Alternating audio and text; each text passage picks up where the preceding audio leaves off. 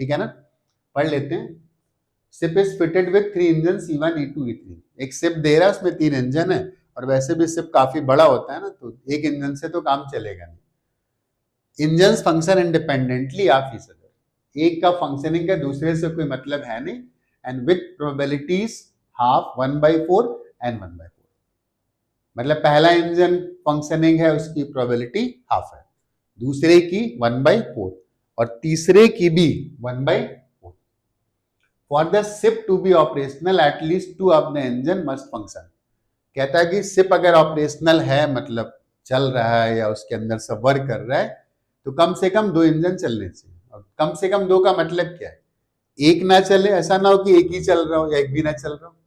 तो कम से कम 2 का मीनिंग है कि या तो 2 काम कर रहे हो और या तीनों काम कर रहे हो। ओके फाइन, आगे late x1 x2 x denote the event that ship is operational, and x1 x2 and x3 denote respectively the event that engine E1 E2 E3 are functioning।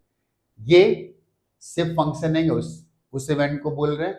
ये पहला इंजन फंक्शनिंग है, दूसरा engine functioning है, और ये तीसरे engine के functioning होने की बात कर रहे हैं इवेंट, क्योंकि E1 E2 E3 तो इंजन है ना। फिर हमसे पूछा क्या, हमसे पूछा है कि सब कंडीशनल प्रोबेबिलिटीज आ रही, ship is functioning, then probability that engine 1 is not working। Exactly 2 engines of the ship are functioning provided ship is functioning। मतलब ship functioning है तो इस बात की प्रोबेबिलिटी बताते हैं कि केवल 2 इंजन काम कर रहे हो, और ये है कि दूसरा इंजन काम कर रहा है, तो हमें प्रोबेबिलिटी निकालनी है कि शिप फंक्शनिंग है। और फोर्थ ऑप्शन में है, more than one option correct है, कि first engine is working, then what is the probability that ship is working, मतलब फंक्शनिंग है।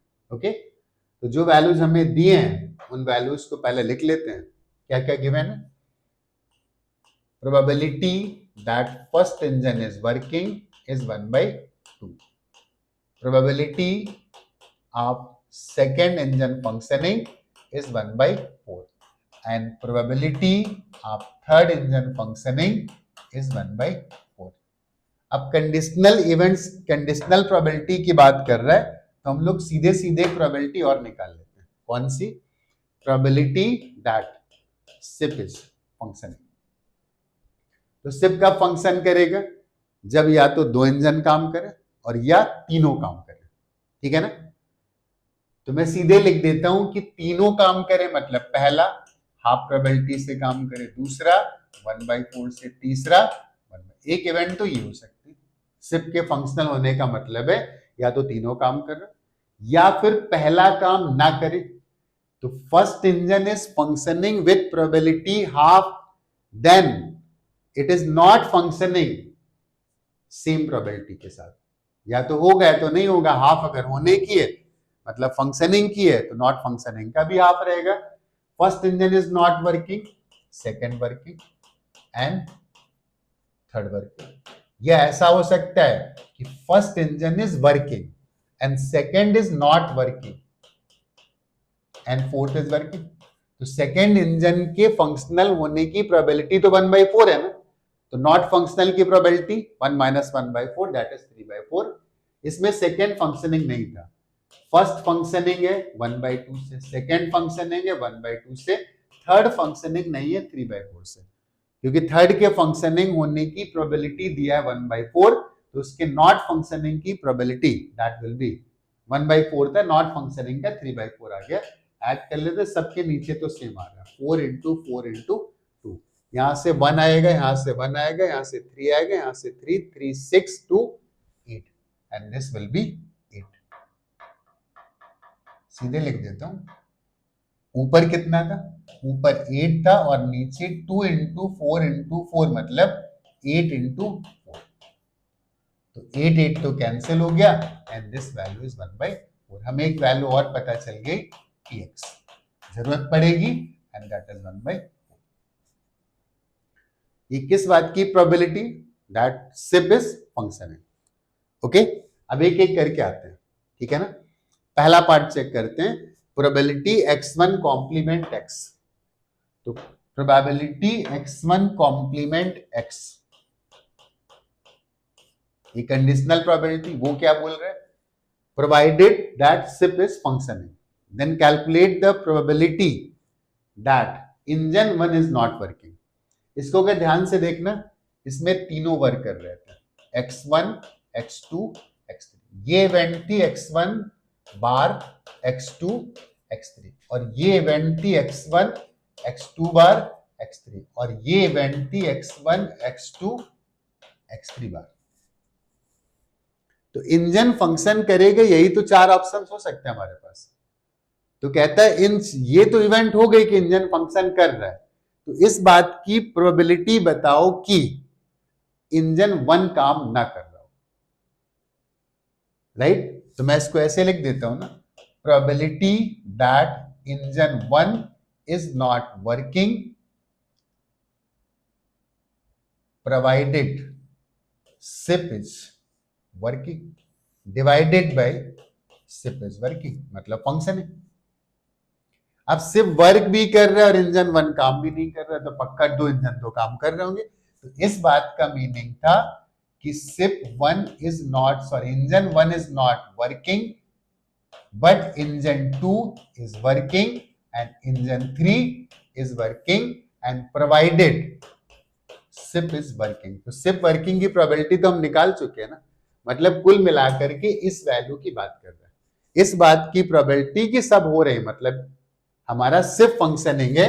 तो ये टर्म था कितना, ये वाला टर्म था 3 divided by 2 into 4 into 4 divided by, और px कितना था 1/4, तो 1/4 1/4 कैंसिल होगा एंड दिस इज 3/8। चेक करते हैं क्या 3/8 ऑप्शन है, नो, इट्स 3/16। इसका मतलब ये पार्ट करेक्ट नहीं होगा। पहला पार्ट चेक कर लिया, अब आते हैं दूसरे पार्ट पे। तो दूसरे पार्ट में उसने पूछा क्या है, probability that exactly 2 engines of the ship are functioning provided ship is functioning। तो दूसरे पार्ट में दो इंजन, तो यार यहां पे तीनों काम कर रहे हैं, उसका पार्ट नहीं हुआ, यहां पे दो काम कर रहे हैं, यहां पे दो काम कर रहे हैं, यहां पे दो काम कर रहे हैं, और फिर बोल रहा है कि सिर्फ फंक्शनिंग भी है। तो इस इवेंट को ऐसे लिख देता हूं कि 2 को टी से लिख देता हूं, ठीक है ना, एंड सिप इज फंक्शनिंग।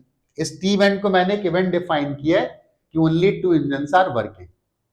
तो इसका मीनिंग क्या होगा, probability that 2 engines are working provided ship is working divided by ship is working। तो ship के वर्क करने में तो तीनों भी काम कर सकते हैं ना। तो 2 इंजन वर्क करने वाली बातें कौन सी थी, ये वाले में दो काम कर रहे थे, ये दो काम कर रहे थे, और ये दो काम कर रहे थे, ये सिर्फ एक था जिसमें तीनों इंजन वर्किंग थे। तो ये वैल्यू कितनी थी 1/16 था, ठीक है ना। तो चाहो तो 1/4 में 1/16 सब्ट्रैक्ट कर, ठीक है ना, या इन तीनों को अलग से ऐड कर लो, तो 1 + 3 and that is 7 divided by 8 into 4 32। तो इनका जो सम आ गया 7 डिवाइडेड बाई 32, 2 के वर्क करने का। ये दो वर्क कर रहे थे, तीसरा तीनों जो वर्क कर रहा था मैंने सब्ट्रैक्ट कर दिया, और डिवाइडेड बाई टोटल, तो टोटल वैल्यू थी that was 1/4 and this will be 7 divided by 4 से कैंसिल होगा, यहां पर 8 आएगा। चेक कर लेते हैं सेकंड ऑप्शन में उसने क्या लिखा है, और सेकंड ऑप्शन में उसने लिखा है 7/8, इसका मतलब बी पार्ट करेक्ट हो गया, ठीक है ना। अब आते हैं सी पार्ट पर। तो सी पार्ट है probability that ship is working provided engine 2 is working. Okay, इस पे आते हैं, हमें निकालना है probability that engine 2 is ship is working, ship is functional provided engine 2 is functional. I think यही निकालना था, चेक कर लेते हैं। Yes, x divided by s2, x क्या था इंजन फंक्शनिंग, और x2 क्या था शिप फंक्शनिंग, और x2 क्या था इंजन 2 फंक्शनिंग। इसको कैसे लिख सकते हैं, प्रोबेबिलिटी दैट शिप फंक्शनिंग और साथ में इंजन 2 फंक्शनिंग है divided by probability that engine 2 is functioning. Okay, तो इंजन 2 फंक्शनिंग है, इस बात की प्रोबेबिलिटी वो तो हमें क्वेश्चन में गिवन है, और बोलते हैं साथ में सिप भी फंक्शनल हो, तो ये कैसे कैसे पॉसिबल हो सकता है? तो ये पॉसिबल हो सकता है कि सिप फंक्शनल 3 तरीके से होता है, मतलब या तो इंजन 1 2 3 तीनों काम कर रहे हैं तो सिप फंक्शनल है, इंजन 1 काम नहीं कर रहा है 2 और 3 काम कर रहा है, इंजन 2 काम नहीं कर रहा है 1 और 3 काम कर रहे हैं, 1 और 2 काम कर रहा है और 3 काम नहीं कर रहा है। तो ये तो पॉसिबिलिटीज है सिप के फंक्शनल होने की, मतलब, और साथ में क्या बोलता है, इंजन 2 वर्किंग होना चाहिए। तो इंजन 2 वर्किंग है कहां पर, इस पे वर्किंग है, इस पे वर्किंग है और इस पे वर्किंग है। Got the point? ये सिर्फ एक ऐसा केस था कि इंजन 2 वर्किंग नहीं था, लेकिन साथ में ये भी उसने बोला है कि सिप भी फंक्शनिंग होना चाहिए। तो ये सिप फंक्शनिंग के केसेस लिखे थे, उसमें इंजन 2 वर्किंग है, उसके 3 केसेस आ गए, और इंजन 2 फंक्शनिंग की प्रोबेबिलिटी हमें पता है, दैट इज 1/4। तो इस इवेंट को हम ऐसे लिख सकते हैं, तीनों वर्किंग है, मतलब प्रोबेबिलिटीज किस प्रोबेबिलिटी के साथ, पहला इंजन हाफ से दूसरा, 1/4 से तीसरा, 1/4 से, राइट। इसके बाद ये वाला, पहला 1/2 से नॉट वर्किंग, दूसरा 1/4 से वर्किंग, तीसरा 1/4 से वर्किंग, राइट। और एक ये वाला केस बचा, तो पहला 1/2 से वर्किंग, दूसरा 1/4 से वर्किंग, तीसरा 3/4 से नॉट वर्किंग, और x2 मतलब इंजन 2 इज वर्किंग, इस बात की प्रोबेबिलिटी 1/4 थी। तो इसको फिर से सॉल्व करेंगे तो कितना आएगा, 1 + 1 + 3 and that is 5 divided by 32, और ये था 1/4, तो 4 ऊपर ले जाते हैं और ये आ जाएगा 8 एंड 5 डिवाइडेड बाई 8। चेक कर लेते हैं क्या ऑप्शन गिवन है, इसमें 5 डिवाइडेड बाई 16, मतलब this option is not correct. Okay, अब एक काम करते हैं, ये वाला निकालते हैं, Px(x1), तो Px(x1) के बारे में कैसे सोच सकते हैं, इसका मीनिंग क्या है, Px(x1), इसका मीनिंग है कि engine 1 is working, then calculate the probability that ship is functioning, ठीक है ना। तो इंजन 1 वर्किंग है और सिप फंक्शनिंग होने की प्रोबेबिलिटी पूछ रहा है, तो इसका मीनिंग हम ऐसे बोल सकते हैं ना, probability that ship is functioning, साथ में इंजन 1 वर्किंग है एंड डिवाइडेड बाय x1। अब सिप फंक्शनिंग होता कब है, x1 x2 x3, x1 bar x2 and x3, x1 x2 bar x3, x1 x2 x3 बार, या तो 2 इंजन काम करे देन सिप इज फंक्शनिंग, या तीनों काम करे तो सिप फंक्शनिंग इसमें हो गया ना। कहता है सिप फंक्शनिंग भी हो मतलब ये इवेंट्स होनी चाहिए, लेकिन साथ में x1 वर्किंग भी हो, तो x1 इसमें वर्किंग है, इसमें वर्किंग नहीं है, इसमें वर्किंग है, इसमें वर्किंग, ठीक है ना।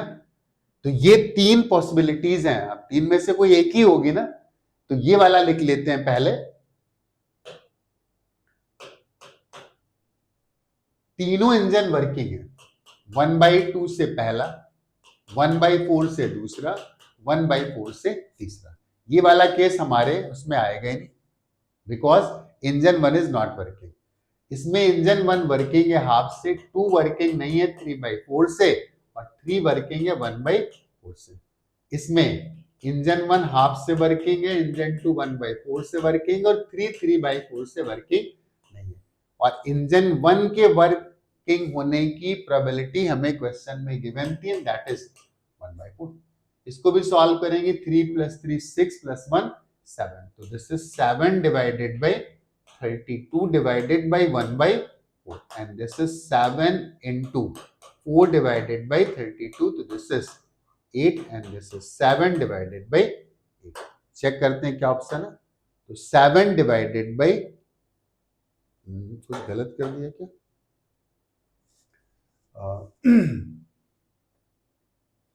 इंजन 1, इंजन 2 की बात हो रही थी ना. Yes, no no no, engine 1 की प्रोबेबिलिटी 1/2 थी. ठीक है ना. ये गलत लिख दिया तो यहाँ पे आएगा 1/2, यहाँ पे 2 आएगा and this will be 1/60. Right. तो दिस इज 1/60. थोड़ा सा मिस्टेक हो गया. इसका मतलब 7/16 आ गया ना टोटल. 7/16 मतलब ये वाला ऑप्शन करेक्ट होगा. तो we have two answers, two options correct, B and D. I hope problem समझ में आ गया.